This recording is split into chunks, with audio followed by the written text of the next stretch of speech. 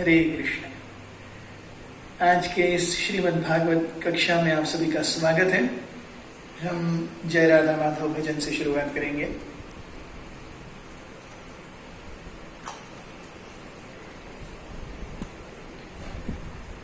जय राधा माधव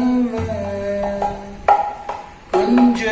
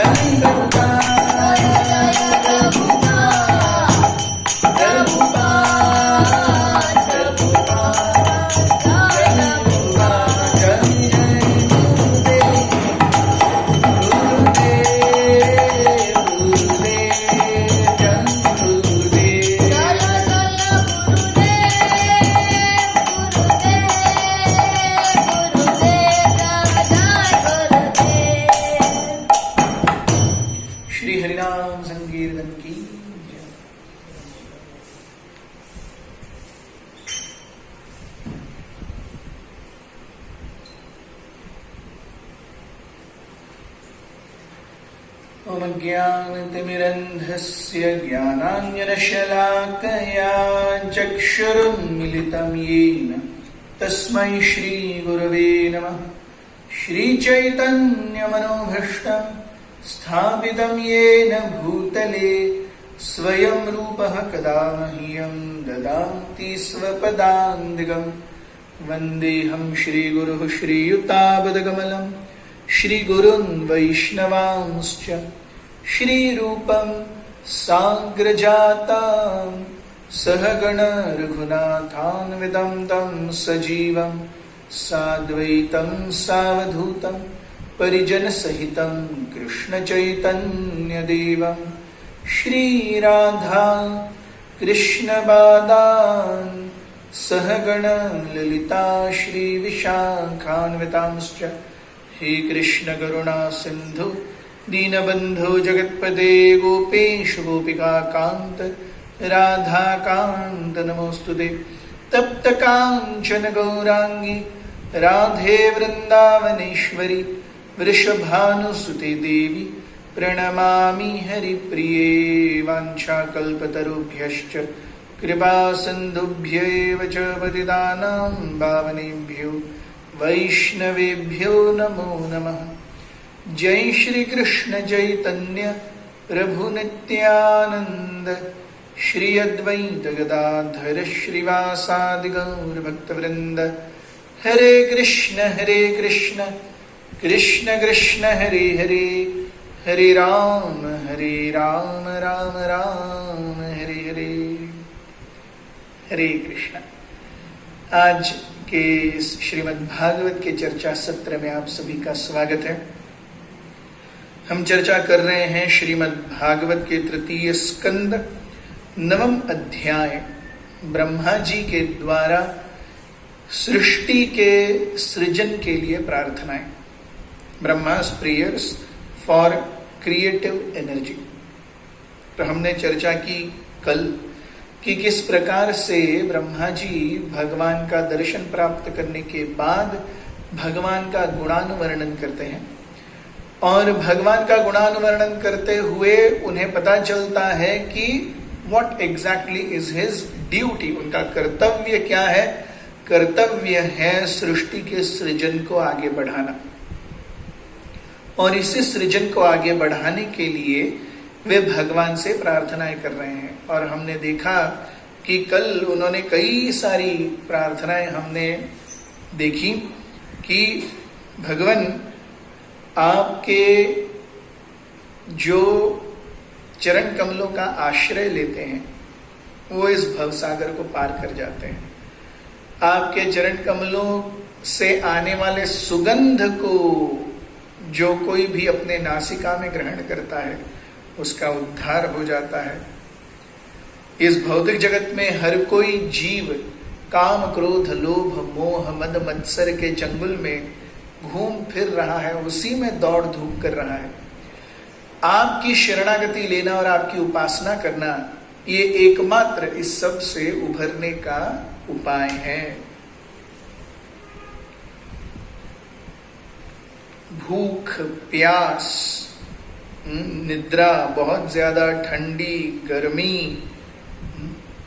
इस सब से पंचमहाभूत आदि दैविक क्लेश इत्यादियों से दुखित होकर और क्लेशमय होकर व्यक्ति हमेशा यहाँ पर उपभोग करने का प्रयास करता है, लेकिन वो उपभोग की जो इच्छा है वो कभी भी उसकी संपूर्ण नहीं होती। One never gets satiated no matter how much one is trying to enjoy sense gratification. Brahma ji कहते हैं कि इस भौतिक जगत में जो भी सुख और दुख की कल्पना आ रही है वो सब कैसी है, भ्रमित है।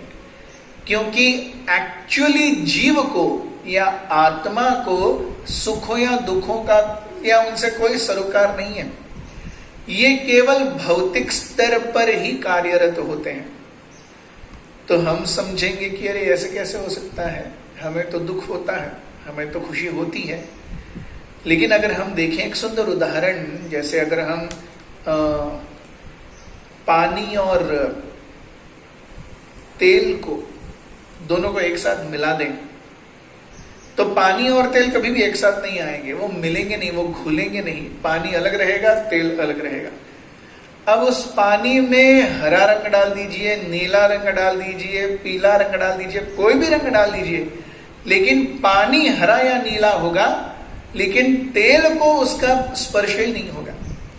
उसी प्रकार से भौतिक अस्तित्व, हालांकि अभी दोनों एक साथ हैं, ये तेल क्या है, ये आत्मा है, ये हम है। और ये जो पानी है ये भौतिक प्रकृति में जब विषय और विषय वस्तु एक साथ आते हैं तो उस विषय वस्तु और विषय के एक साथ आने से जो उत्पन्न होने वाला सुख या दुख का अनुभव है, मात्रा स्पर्शास्तु कौन्तेय शीत उष्ण सुख दुःखदः आगमा अपायनो अनित्यम ताम तितिक्षस्व भारत। भगवान भगवद गीता में कहते हैं कि जब भी विषय वस्तु अपने इंद्रिय भोग के विषय वस्तुएं जब भी विषय के संपर्क में आती हैं तो हमेशा ये द्वंद्व की परिस्थिति उत्पन्न होती है, या तो अच्छा लगेगा या बुरा लगेगा। लेकिन चाहे अच्छा लगे या बुरा लगे. One can never come out of the entanglement of material miseries being influenced by external energy. वो अच्छा लगना भी माया है और बुरा लगना भी माया है, दोनों माया है. There is actually the soul is not experiencing happiness or the soul is not experiencing distress. आत्मा को न सुख है न दुख है. लेकिन इस भौतिक जगत में जैसे पानी हरे रंग डालने के बाद में हरा हो जाता है, नीला रंग डालने के बाद में नीला हो जाता है, पीला रंग डालने के बाद में पीला हो जाता है, वैसे भौतिक प्रकृति के प्रभाव में हमारे मन में अलग अलग प्रकार के विचार या विषय वस्तु ये घूमते रहते हैं, जिसके कारण हमें लगता है कि oh this is happiness and this is distress. तो ब्रह्मा जी कहते हैं कि ये दोनों भी सुख और दुख ये दोनों ही आत्यंतिक नहीं है, दोनों ही क्षणिक हैं. तो आज हम श्लोक क्रमांक 10 से अपनी चर्चा को आगे बढ़ाएंगे. श्लोक क्रमांक 10.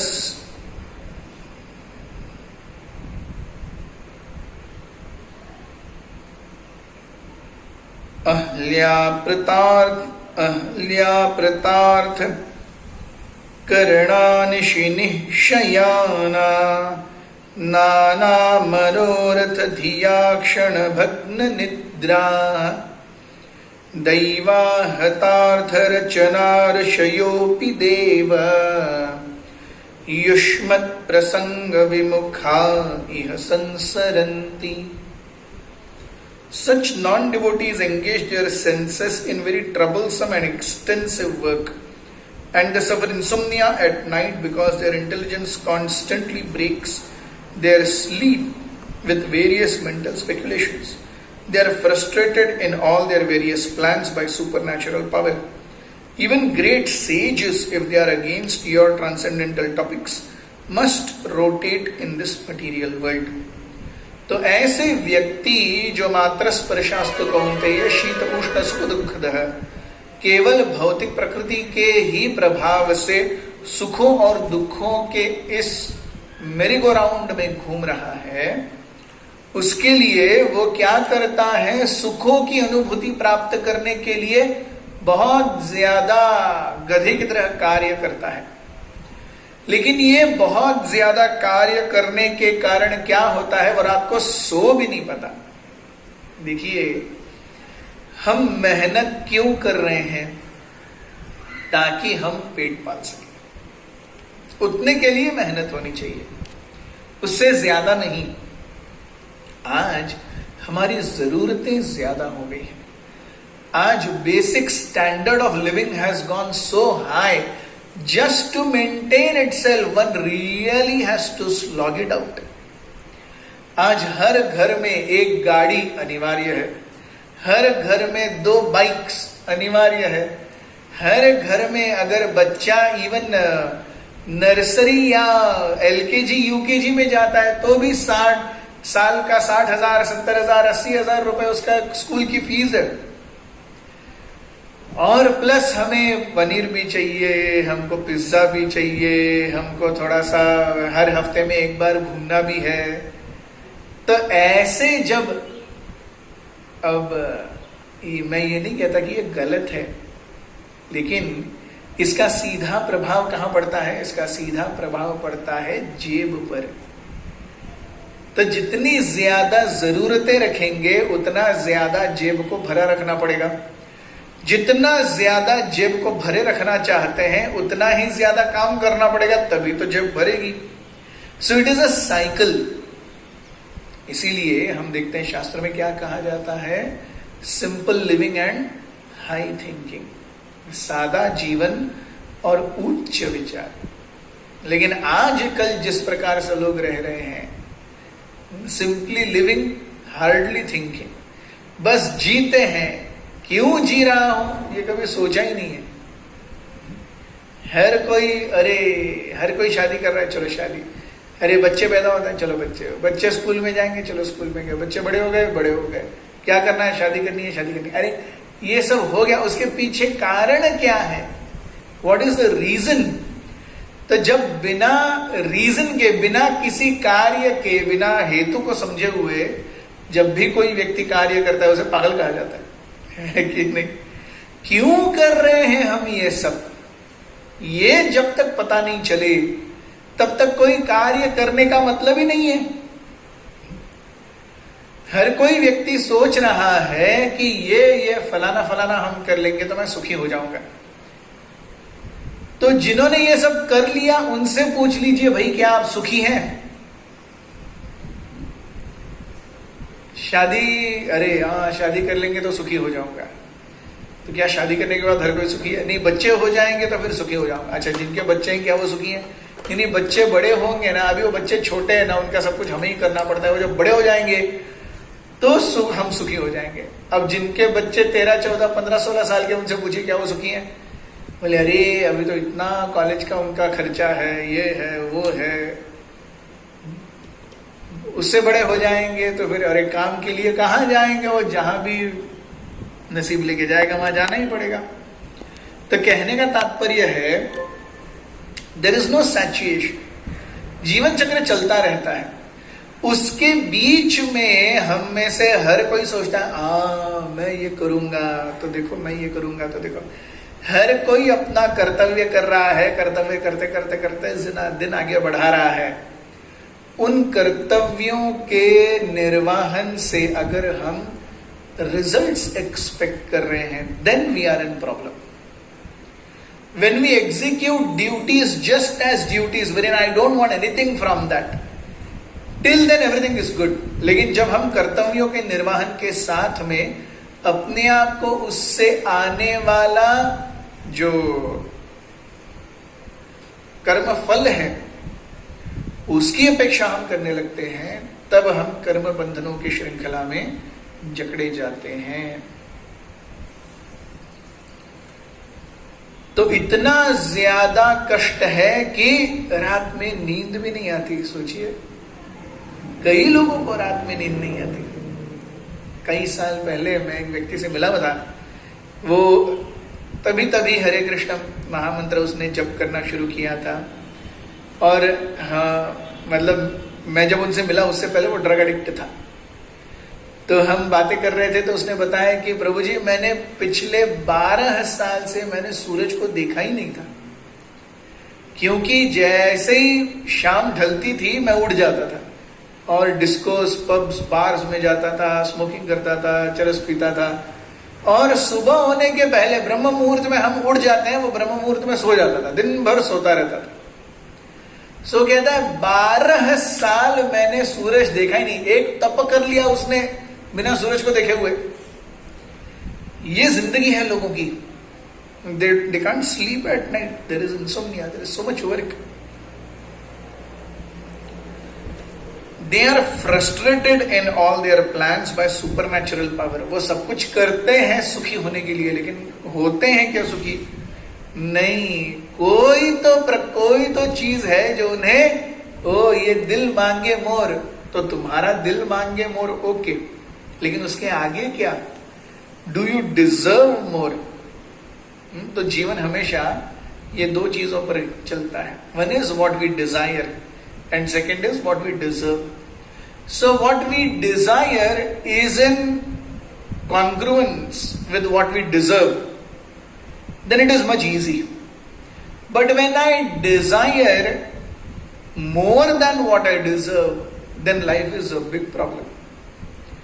And when I desire less than what I deserve, it is anyways, भगवान तो छप्पर फाड़ के दे ही रहा है।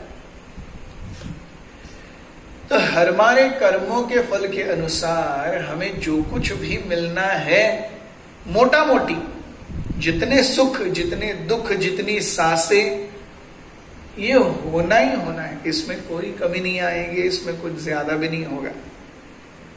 हमें अपने निहित कर्तव्यों को करते रहना पड़ेगा, बाकी कुछ नहीं। फल की अपेक्षा बिना किए हुए। कर्मण्येवाधिकारस्ते मां फलेषु कदाचन।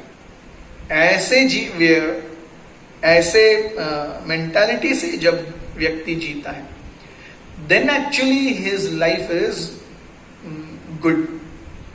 He has very less tension.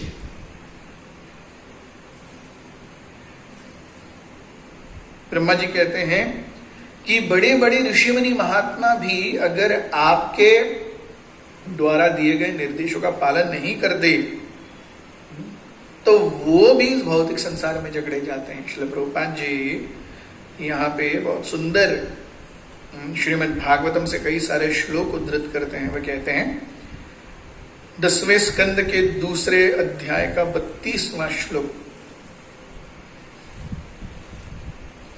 येन्ये रविन्द्राक्ष विमुक्तमानिनस् त्वयि अष्टभावाद विशुद्ध बुद्धयः आरुह्य कृच्छेन परम पदम तत पतन्ति अधो नादृतयुष्मादंघ्रयः। Persons who are falsely under the impression of being liberated without devotional service to the Lord may reach the goal of Brahmajyoti, but because of their impure consciousness and for the want of shelter in the Vaikuntha Lokas, such so-called liberated persons again fall down into material existence. ये रविंद्र अक्ष विमुक्त मानिनः। रविंद्र अक्ष, आपके अक्ष या आपकी आंखें कैसी हैं? रविंद्र की तरह हैं, कमल के पंखुड़ी की तरह हैं। विमुक्त, उनसे दूर होकर के क्या करते हैं? अष्टभावाद अविशुद्ध बुद्धयः आरुह्य कृच्छेन परम पदम ततः। अपनी मन घड़त मनोधारणाओं से जो आपके पास आने का प्रयास करते हैं। So, under the impression of being liberated without devotional service to you, may reach goal of Brahma Jyoti। चाहे वो कितना ही अपने आप को 30 मार खा क्यों न माने, जब तक आपकी शुद्ध प्रेमा भक्ति में स्थित नहीं होगा, वो आपके अविचल लोकों में प्रवेश नहीं कर पाएगा। ये कौन कह रहे हैं? ये ब्रह्मा जी स्वयं कह रहे हैं। जब तक आपकी भक्ति नहीं करेगा कोई, तब तक गोलोक वृंदावन या वैकुंठों की डोरबेल आंसर नहीं होगी। वो चाहे कितना ही समझ ले कि अरे सब कुछ अच्छा चल रहा है, सब कुछ अच्छा चल रहा है,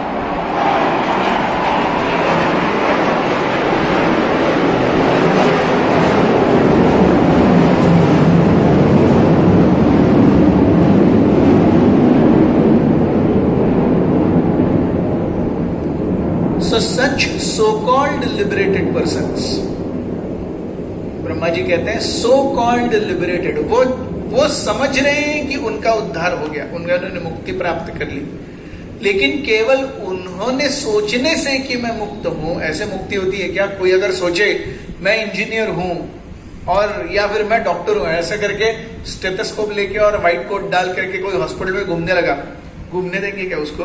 ऐसे ही नहीं, केवल सोचने से कुछ नहीं होता। Again we come back to the same point, there is no point only in desiring without deserving something. जब तक पात्रत्व नहीं है तब तक किसी चीज की अपेक्षा करना, ये इट इज फ्रूटलेस, उससे कुछ होगा ही नहीं। प्रभुपाद जी और बहुत अच्छे से समझाते हैं। वे कहते हैं धर्मम तु साक्षात भगवत प्रणीतम न वै विदुरस्य नापि देवः न सिद्ध मुख्या असुरा मनुष्याः कुतो नु विद्याधर चारणादयः। धर्म क्या है? भगवान जो कहते हैं वो धर्म है, उसकी और कोई परिभाषा नहीं है। What is duty, what is dharma, what is spoken by Krishna,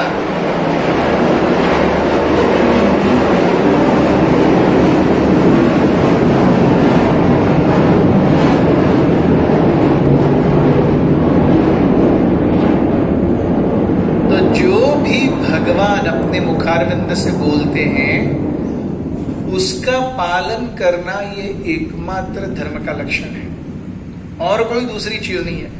वे कहते हैं कि श्रीमद् भागवतम के 6 स्कंद से है ये, तो जहां पर यमराज जी ये अपने दूतों को उपदेश दे रहे हैं।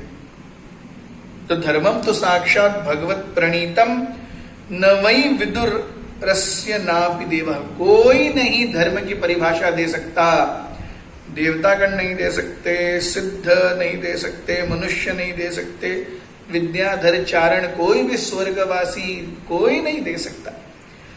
धर्म क्या है ये केवल भगवान बताएंगे और कोई नहीं बता सकता। This is very important concept to understand. What is actually duty, what is actual religion, whatever Krishna wants us to do. Now, how do we know what Krishna wants us to do? It is to devotional service. जब हम साधना भक्ति करने लगेंगे, उस साधना भक्ति के प्रभाव से हमारे हृदय का जब धीरे धीरे मार्जन शुरू होगा, उस मार्जन के कारण हमारे हृदय पर बैठी हुई मैल या गंदगी नष्ट हो जाएगी। और जब मैल और गंदगी नष्ट होगी, उसके बाद भगवान की छवि बहुत अच्छे से दिखेगी। इसीलिए साधना भक्ति को क्या कहा गया है? चेतो दर्पण मार्जन।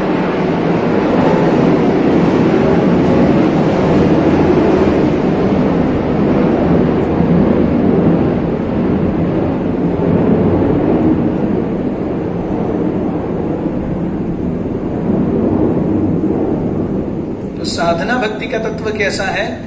जहां पे हमारे हृदय का, हमारे चित्त का मार्जन होता रहता है।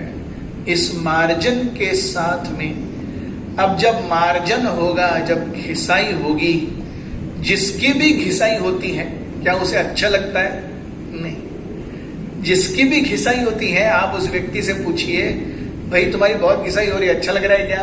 कोई भी नहीं बोलेगा। लेकिन घिसाई क्या जरूरी नहीं है? जब तक घिसाई नहीं होगी तब तक व्यक्ति चमकेगा कैसे? जब तक घिसाई नहीं होगी तब तक बर्तन चमकेगा कैसे? तो चमकने के लिए घिसाई जरूरी है। इसीलिए भगवान भी बिना घिसाई के किसी को भी अपने वैकुंठ लोकों में आश्रय नहीं देते।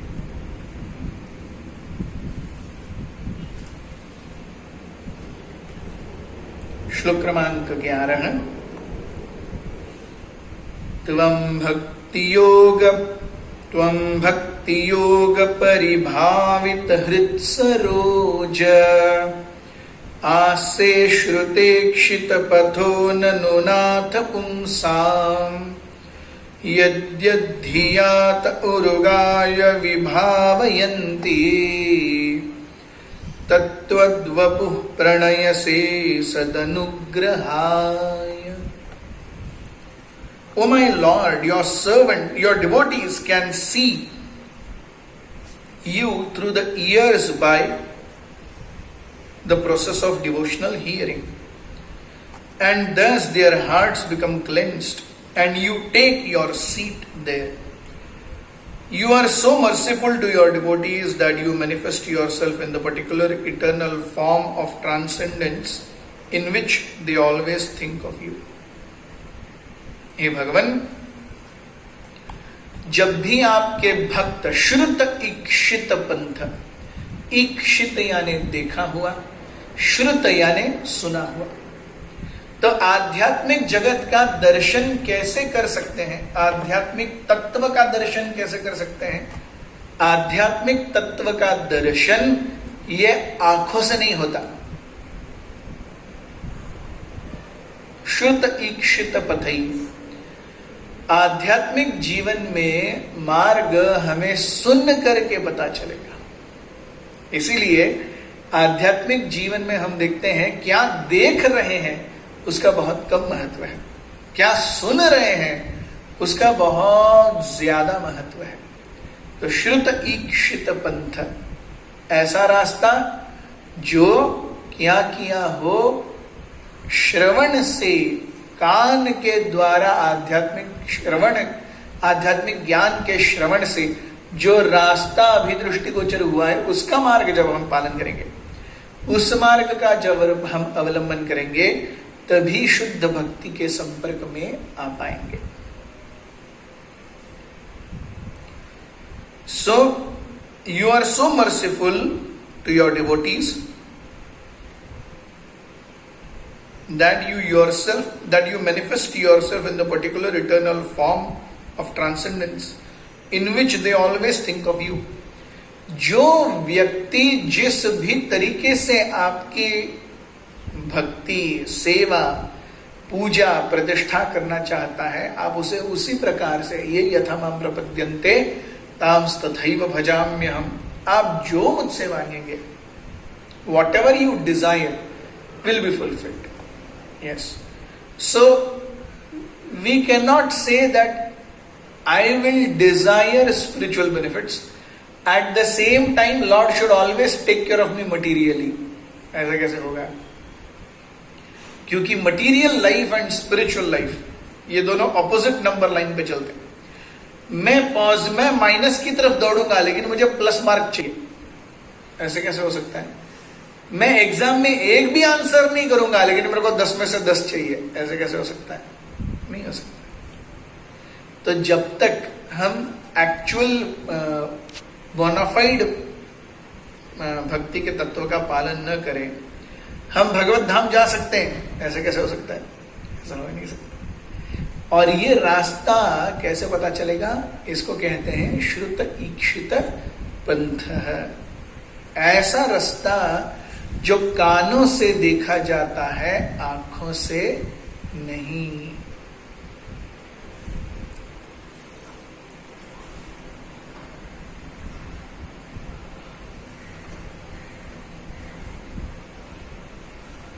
श्लोक क्रमांक 12। नाति प्रसीदति तथोपचितोपचारै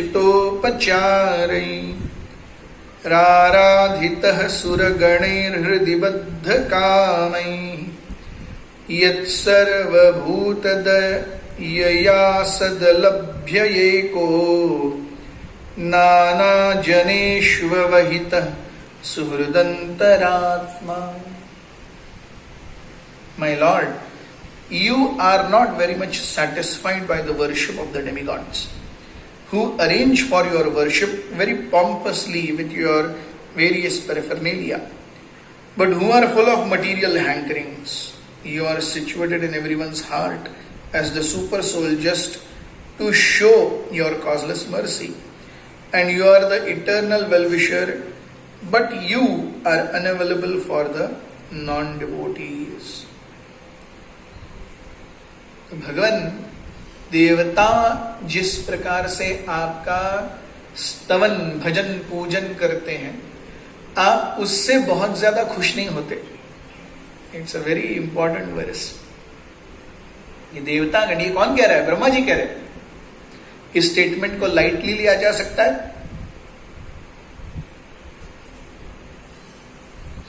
तो देवतागण आपकी सेवा करते हैं किस लिए? Because of some material hankering. उनके अंदर कोई तो भौतिक इच्छा है और उस इच्छा की पूर्ति के लिए वो आपकी सेवा करते हैं। सो शरीर से तो सेवा हो रही है, लेकिन मन से क्या इच्छा है? मेवे की इच्छा है। तो वो जो सेवा है वो भी किस लिए हो रही है? मेवे के लिए हो रही है।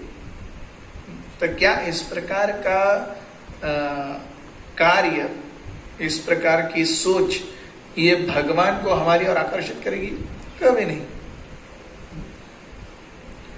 तो ब्रह्मा जी कहते हैं कि आपके भक्तों के लिए आप सदैव एक चुटकी पर खड़े हैं सब कुछ करने के लिए, लेकिन ऐसे आप जो अपने सभी भक्तों के सभी कष्टों का निवारण करते हैं, इसीलिए उनका एक नाम है हरि।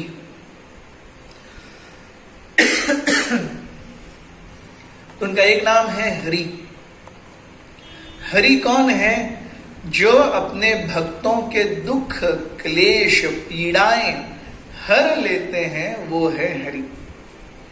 तो भगवान आप ऐसे हैं, लेकिन कोई आपके पास आए तो सही, और वो भी बिना किसी बिजनेस मेंटालिटी के।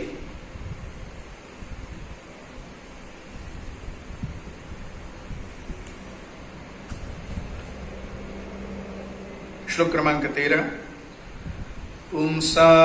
पुंसामतो विविधकर्मभिरधद्वराद्यै दानेन चोग्रतपसा परिचर्यया च आराधनं भगवतस्तव सत्क्रियार्थो धर्मोऽर्पितः कर्हिचित् नियतेन यत्र.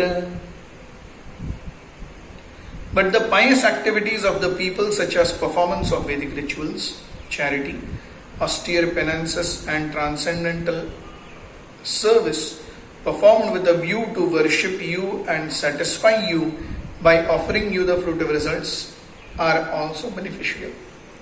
Such acts of religion never go in vain.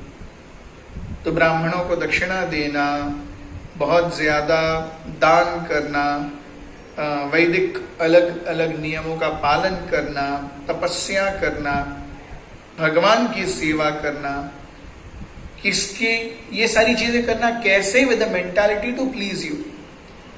हमारी चेतना कोई भी आध्यात्मिक कार्य करते समय या भौतिक कार्य भी करते समय हमारी चेतना क्या होनी चाहिए? How can we please God? Actually that is the real meaning of being Krishna conscious. Being Krishna conscious means 24 hours thinking कि मैं भगवान की सेवा के लिए और क्या कर सकता हूं.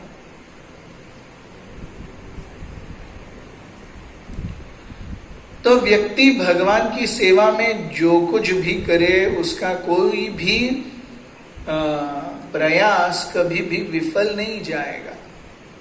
ये हमेशा ध्यान रखना चाहिए कि कोई भी भगवान के लिए कहा गया स्वल्पम अप्यस्य धर्मस्य त्रायते महतो भया. अगर कोई भक्ति में थोड़ी सी भी प्रगति करता है, स्वल्पम अपि, सुअल्पम अपि, अल्प यानी कम, सुअल्प बहुत ही कम, हालांकि बहुत ही कम कार्य कर रहे हैं, त्रायते महतो भयात्, बड़े बड़े भयों से भगवान छुटकारा देते हैं. और श्रील प्रभुपाद जी यहां बताते हैं कि सबसे बड़ा भय क्या है. What is the greatest fear? The greatest fear is that getting this human form of life, if one gives up the body without actual touch to Krishna consciousness, then what has been the use of his life? उसके जीवन का अब तक उपयोग कहां हुआ? क्योंकि जीवन का उपयोग उपभोग करने में नहीं है. So even as devotees, हम भी कहीं ना कहीं भौतिक प्रकृति में उपभोग करने का प्रयास कर रहे हैं. ये जो उपभोग की जो मेंटालिटी है उससे ऊपर आना ही होगा.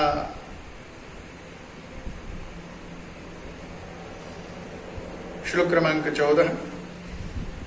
शश्वत स्वरूपमः सैव निपीत भेद मोहाय बोध धिषणाय नमः परस्मै विश्वोद्भव स्थिति लयेषु निमित्त लीला रासायते नम इदं चक्रमेश्वराय. Let me offer my obeisances unto the Supreme Transcendence, who is eternally distinguished by his internal potency. His indistinguishable impersonal feature is realized by intelligence for self-realization. I offer my obeisances unto him, unto who by his pastimes enjoys the creation, maintenance and dissolution of the cosmic manifestation. तो ब्रह्मा जी कहते हैं, मैं ऐसे महान भगवान के चरण कमलों में नतमस्तक होकर प्रणाम करता हूं जो हमेशा अपनी दिव्य योग माया से आच्छादित रहते हैं.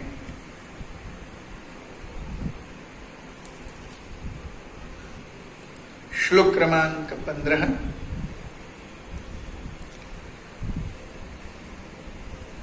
यस्यावतार गुण कर्म विडंबनानि नामानि येषु विगमे विविशागृह्णन्ति तेनैकजलशन्मशल सहसैव हित्वा संयात्पावृता मूढं तमजं प्रपद्ये. Let me take the lotus feet of him whose incarnation, qualities, activities are mysterious limitations of worldly affairs. One who invokes his transcendental name, even unconsciously at the time he quits his life, is liberated certainly and washed immediately of the sins of many births and attains him without fail. तो जिस किसी ने भी आपके चरण कमलों का आश्रय लिया है, वो क्या करते हैं? वो आपके नाम और रूप गुण लीलाओं का आश्रय लेते हैं. अगर कोई व्यक्ति अनकॉन्शियसली, हमने पहले भी बताया कि हम जब पहले किचन इंचार्ज थे तो हम गाड़ी से सब्जी लाने जाया करते थे, और गाड़ी से सब्जी लाने के लिए जाते थे तो वेंडर्स होते हैं, तो बेचने वाले, वो कहते थे, अरे भटा पोए रे भाजी पोए, ए भटा, ए साधु भाजी देखो, भाजी देखो, ए साधु भाजी देखो, ए हरे कृष्णा भाजी देखो. तो हरे कृष्णा वो मुझे संबोधन करके कर रहे हैं, उनको हरे कृष्णा से कोई लेना देना नहीं है, लेकिन क्योंकि मैं वहां हूं, वो संबोधन कैसा आ रहे हैं? हरे कृष्णा. तो नेचुरल, जब हम जीवन में जितना नेचुरल रहते हैं उतना बेस्ट है. और ऐसे जीवन में क्या चाहिए? सादा जीवन चाहिए, without much thinking of oh इसके आगे क्या. नहीं, जीवन बहुत सादा होना चाहिए. अगर कोई आपके चरण कमलों का ध्यान करते हुए शरीर भी त्याग करता है, तुरंत मेरे लोक को वो प्राप्त करता है.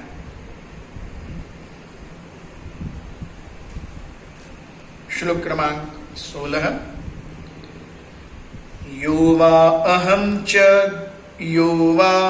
च गिरिशश्च विभु स्वयं च स्थित्युद्भव प्रलय हेतव आत्ममूलम् मित्वा त्रिपादधृक् एक उरु प्ररोह तस्मै नमो भगवते भुवनद्रुमाय. Your Lordship is the prime root of the tree of planetary system, and the tree has grown by first penetrating the material nature in 3 trunks, namely me, Shiva and you. The Almighty for creation, maintenance and dissolution, and we there have grown with many branches. Therefore I offer my respectful obeisances unto you, the tree of the cosmic manifestation. तो संपूर्ण विश्व का सृजन जो है उसके रचनाकार कौन है? आप हैं. हमने 2-3 सत्संग पहले डिस्कस किया था कि किस प्रकार जब सृष्टि की उत्पत्ति होती है तो भगवान गर्भोदकशाही विष्णु के गर्भ से या उदर से सारे जीव माया देवी के उदर में डाले जाते हैं, और बाद में हर कोई व्यक्ति आके वो शरीर प्राप्त करता है फिर से. सो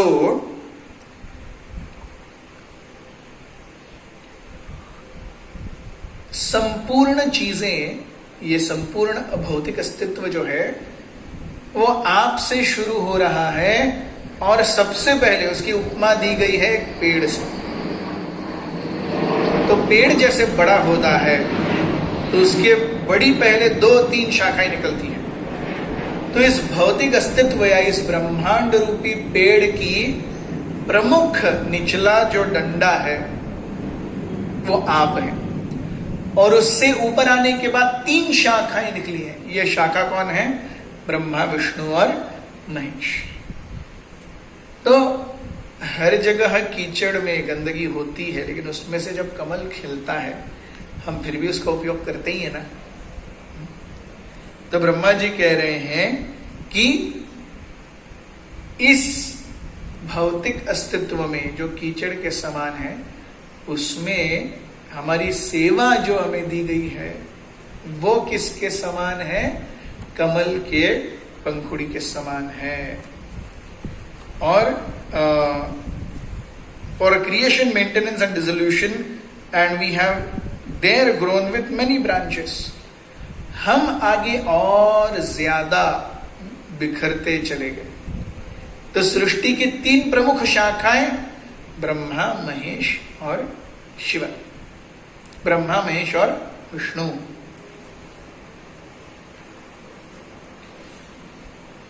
श्लोक क्रमांक 17। लोको विकर्म निरतः कुशले प्रमत्तः कर्मण्ययं त्वदुदिते भवदर्शनं स्वे यस्तावदस्य बलवानिह जीविताशां सद्यश्चिनत्यनिमिषाय नमोस्तु तस्मै। People in general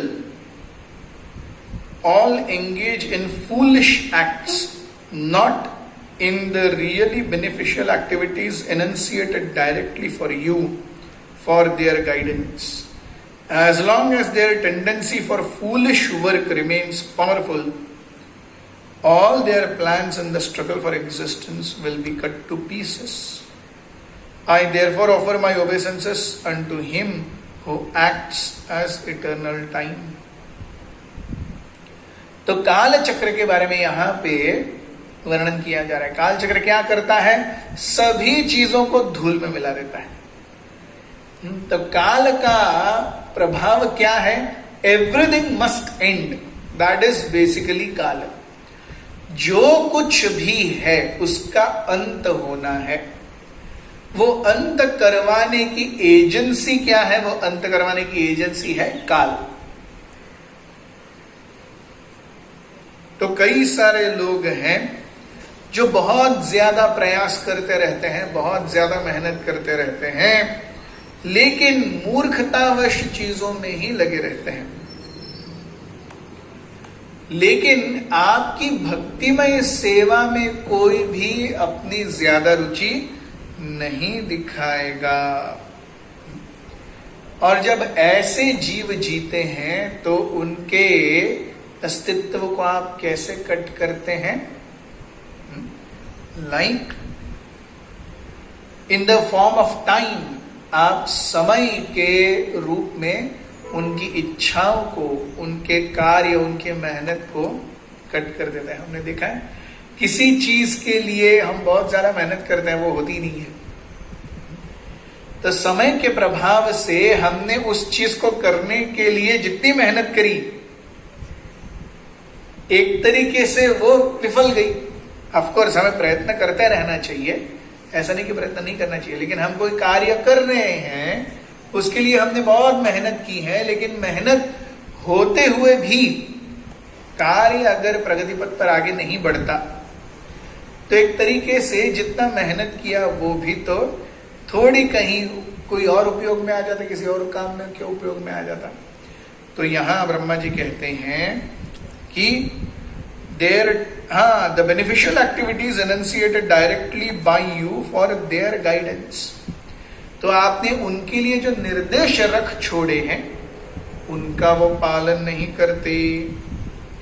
तो इस प्रकार से जब तक व्यक्ति अपने ही स्वार्थ और मूर्खतापूर्ण जीवन जिएगा, तब तक काल के प्रभाव से वो कटता ही रहेगा। तो प्रभुपाद जी श्रीमद् भागवत से 7वें स्कंद के 5वें अध्याय से कहते हैं, मतिर्न कृष्णे परतः स्वतो वा मिथोभिपद्येत ग्रहव्रतानाम अदांत गोभी विशतम तमिश्रम पुनः पुनः चर्वित चर्वराणानाम नते विदुः स्वार्थगतिं हे विष्णु दुराशया ये बहिरर्थमानिनः अंध यथा अंधैरुपनीयमान तेपीश तंत्र्याम उरुधाम निबद्धः नैष्याम मतिस तावत् उरुक्रमांघ्रिम स्पृश्यति अनर्थ उपगमो यदर्थः महीयासां पादरचोभिषेकम निष्किंचनानां न वृणीत यावत्. Persons who are determined to totally rot in false material happiness cannot become Krishna minded either by instructions from teachers, by self-realization or by parliamentary discussions. जिन्होंने क्या कहते हैं संकल्प लिया है कि मुझे जिंदगी में सुधरना ही नहीं है, तो चाहे भगवान के आदेश मिले, भक्तों का संग मिले या पार्लियामेंट में ही उनके बारे में डिस्कशन हो, वो सुधरने वाले नहीं हैं.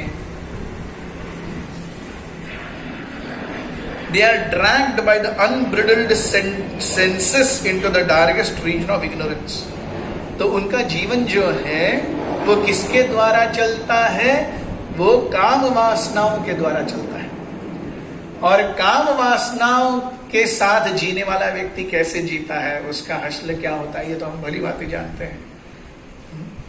श्रीमद् भागवत के पंचम स्कंद में हमारे पास अजामिल है.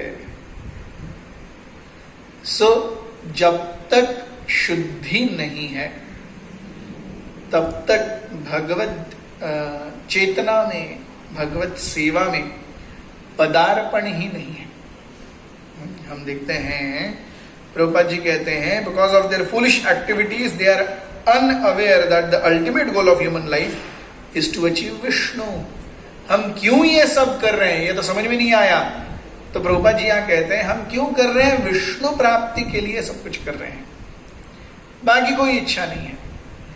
किसी भी व्यक्ति को कोई भी कार्य करना चाहिए तो सोचना चाहिए, अरे क्या मेरे इस प्रकार सोचने से, क्या मेरे इस प्रकार कुछ करने से क्या भगवान विष्णु प्रसन्न होंगे?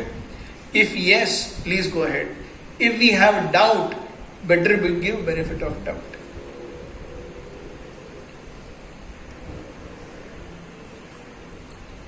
तो प्रभुपाद जी नहीं, यहां पर it is Prahlad Maharaj who speaking, कि वे कहते हैं they are led by foolish persons, just like one blind man is led by another blind man and both fall in a ditch. तो जिस व्यक्ति को स्वयं ही आत्म साक्षात्कार के बारे में कुछ भी नहीं पता है, वो दूसरों को बाकी सारा ज्ञान दे रहा है, लेकिन जब तक आत्म साक्षात्कार का ज्ञान नहीं आता, बाकी किसी ज्ञान का कोई अस्तित्व ही नहीं है, बाकी किसी ज्ञान का कोई उपयोग ही नहीं है.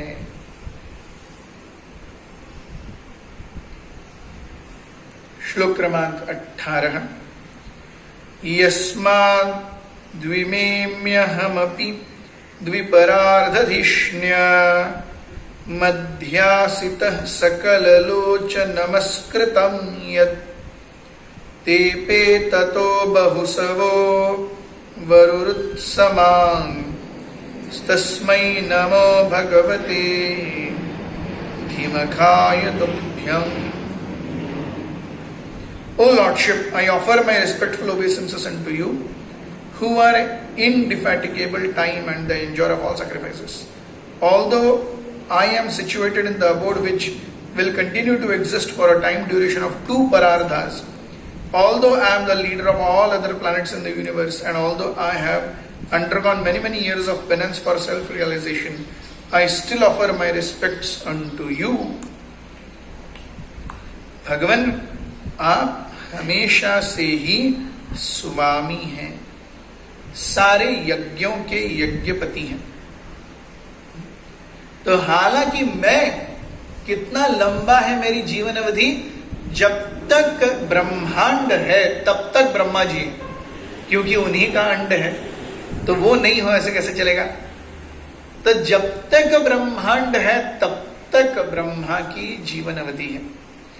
इतनी बड़ी जीवन अवधि, वो कहता 2 परार्ध, अर्ध तो उत्तर पर परार्ध और उत्तरार्ध, उससे पहले का और उसके आगे का. तो 2 परार्धों में ब्रह्मा जी का जीवन आता है, पहले 50 वर्ष, आगे के 50 वर्ष. तो तो इतना बड़ा जीवन होते हुए भी, हालांकि मैंने बहुत ज्यादा आपको प्रसन्न करने के लिए तपस्या की है, अपनी इंद्रियों को निग्रह किया है, फिर भी मैं अपने प्रणाम या दंडवत आपको अर्पण करता हूं। सो although I live for so long, although I am the chief architect of this material world, I am the leader of all the other planets and I have undergone so much austerity. Still, you please be there. I am offering my respects unto you. तो यहां हम देखते हैं ब्रह्मा जी स्वयं बता रहे उनका qualification. So then, even though I have a long duration, that is the first qualification, and second is I am the leader of all other living entities, still I offer my respects. इतना सब कुछ हो. So this is how we see one should handle success. जब भी कोई बहुत बड़ा ओहदा आता है, किसी बहुत रिस्पॉन्सिबल पोस्ट पर हम बैठ जाते हैं, so there comes an air with it. हमारी कॉलर्स टाइट हो जाती हैं. लेकिन ब्रह्मा जी, क्षमा कीजिए, हमें दिखाते हैं कि ऐसी परिस्थिति में भी जीवन या चेतना कैसी होनी चाहिए. भगवान को हमेशा नतमस्तक होकर प्रणाम करना ही चाहिए. सो Brahma ji seeing all these, can they be neglected or can we think अरे ये क्या है, फिर देख लेंगे? नहीं. These are very very chosen words. Brahma ji का संपूर्ण शरीर ही इंटेलिजेंस से बना है. किससे बना है? It is made of only धीयः. तो ऐसे बड़े ब्रह्मा जी के समक्ष जब भगवान आते हैं, तो ब्रह्मा जी भी उन्हें क्या करते हैं? प्रणाम करते हैं. He offers respect. That is the level of Krishna, that is the glory of Krishna. और यही श्रृंखला ब्रह्मा जी के प्रार्थनाओं की चलती रहेगी. आप हमारे साथ बने रहिए. कल से पुरुषोत्तम अधिक मास शुरू हो रहा है. तो हम देखते हैं कि कुछ वर्षों के बाद, हर 3 या 4 वर्षों के बाद में एक अधिक मास आता है, और अधिक मास भी अलग अलग महीनों में आता है. तो इस बार यह अधिक मास किस में आया है? ये चातुर्मास में ही आया है. It has become even more important. अधिक मास ऐसे ही अधिक आध्यात्मिक रूप से फलदायी होता है, उसमें भी ये चातुर्मास में आया है तो और ज्यादा फलदायी है. तो आने वाले 1 महीने तक, from 18th of September to 16th of October, अगर हम मैं कुछ चीजें यहां कहना चाहूंगा, अगर हम कुछ कर सकते हैं इसमें से, then that is the best. क्या क्या कर सकते हैं हम? पुरुषोत्तम मास में जल्दी उठने का प्रयास करें. ब्रह्म मुहूर्त में, ब्रह्म मुहूर्त यानी सूर्योदय से 1.5 घंटा पहले, यानी अगर हम यहां पे देखें तो लेटेस्ट बाय 5 o'clock, सुबह 5 बजे से पहले उठने का प्रयास करें. सुबह सुबह जल्दी उठना चाहिए. अगर हमारे पास गंगा जल है तो गंगा जल के कुछ बूंदे हम रोज जब नहा रहे हैं तो उस बाल्टी में डालें. पवित्र नदियों में स्नान करने का औचित्य बताया गया है अधिक मास में. तो अगर हमारे पास गंगा जल है तो उसकी 1 बूंद तो दिन में 1 बार नहाते समय उस पानी में डालें, जिससे शुद्धि होगी.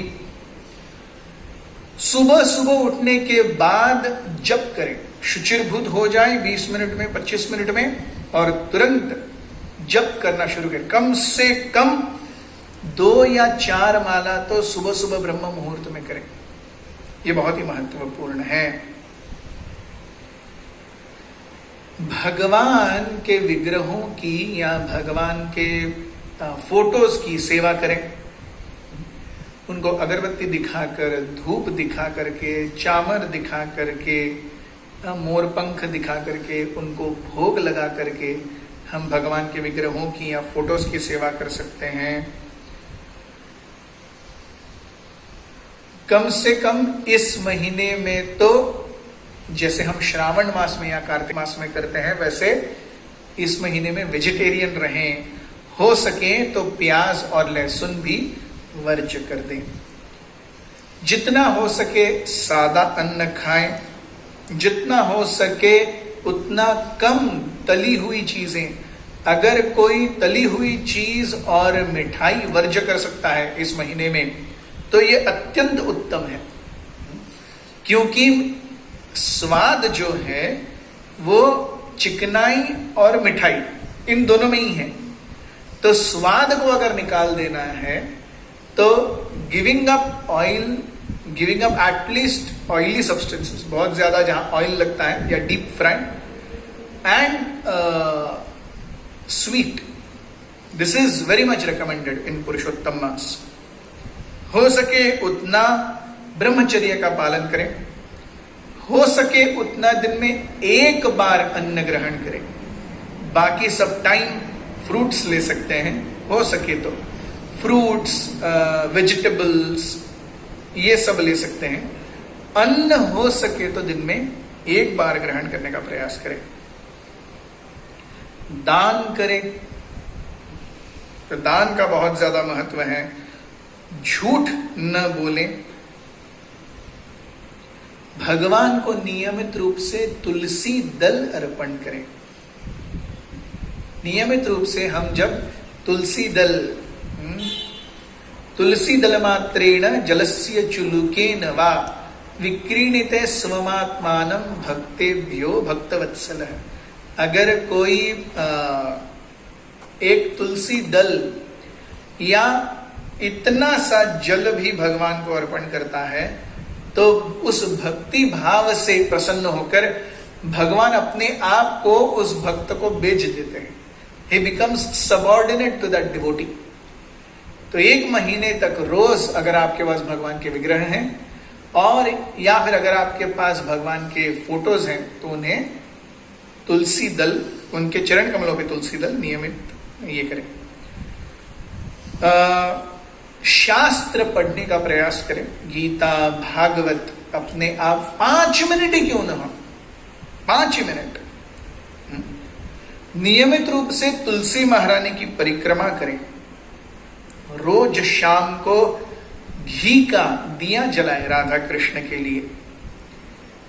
हो सके तो इस महीने में पलंग के ऊपर या गद्दे के ऊपर सोना छोड़ना चाहिए, और जमीन पर चटाई बिछा करके उस पर सोना चाहिए, पतली चादर रख करके।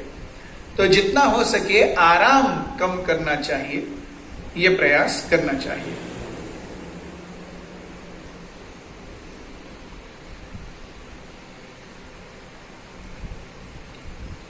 जितना हो सके हरिनाम जप ज्यादा करें।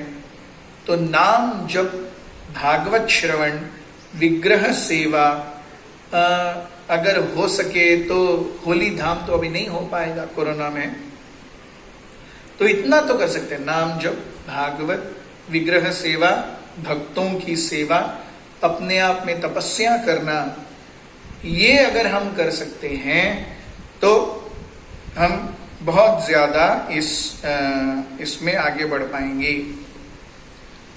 तो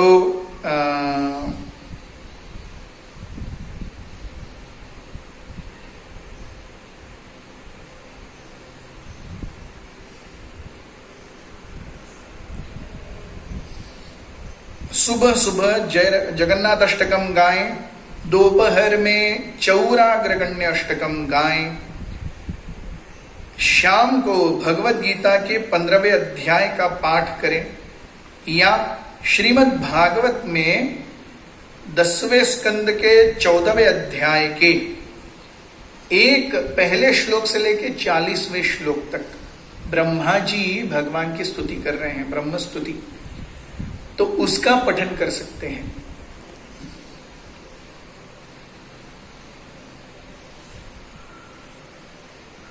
सो ये सारी चीजें हैं। सुबह जगन्नाथ अष्टकम, दोपहर को चौराष्टकम, शाम को भगवत गीता का 15वां अध्याय या फिर ब्रह्मा जी की स्तुति श्रीमद् भागवत के दशम स्कंद के 14वें अध्याय के श्लोक क्रमांक 1 से लेके 40 तक। तो ये सारी अगर हम चीजें कर सकते हैं, whatever we do in पुरुषोत्तम अधिक मास is giving us spiritual benefit trillions of times. So ये एक महीने का भगवान ने मेगा बोनस विंडो खोला है। आइए हमारी चेतना से इस मेगा बोनस विंडो का उपभोग करें। बहुत बहुत धन्यवाद। हरे कृष्ण।